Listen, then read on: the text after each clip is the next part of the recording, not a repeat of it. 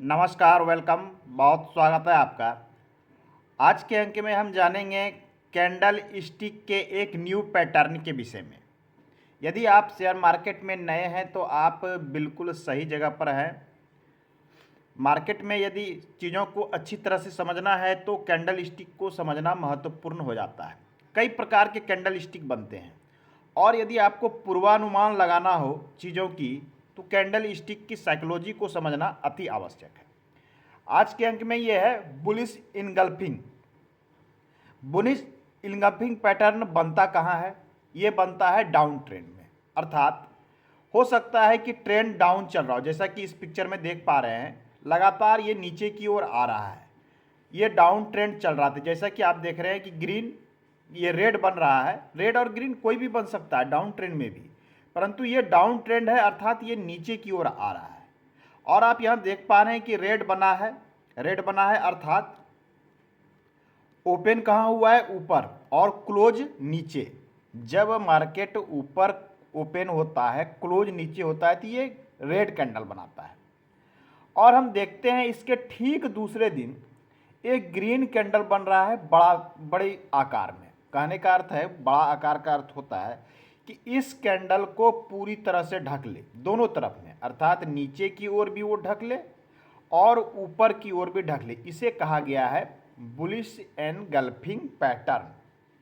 Bullish engulfing अर्थात यहाँ पर क्या हुआ कि बुलिश ने क्या किया? एनगल्फ अर्थात निगल लिया।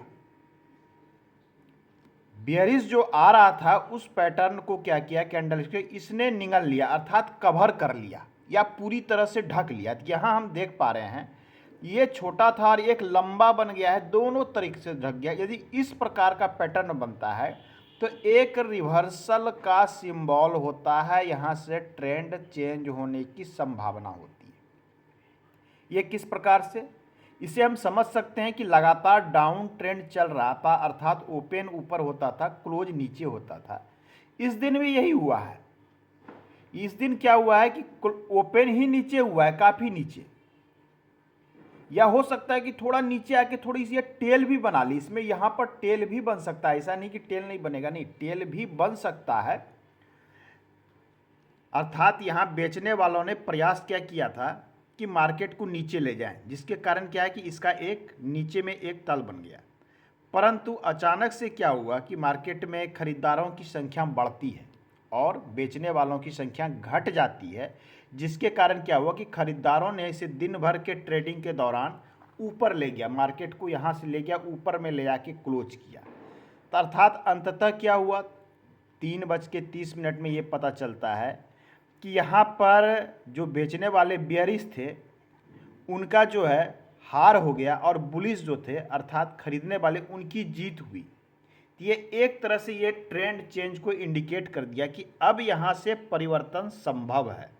और नेक्स्ट डे से क्या होता है कि मार्केट धीरे धीरे ये ऊपर की ओर अप ट्रेंड बना लेता है, ये चल जाता है। तो इसे ही कहा गया है बुलिश इनगल्फिंग पैटर्न। तरह तरह के पैटर्न है। मिलते हैं अगले अंक में, नए पैटर्न की बात करेंगे हम। धन्यवाद।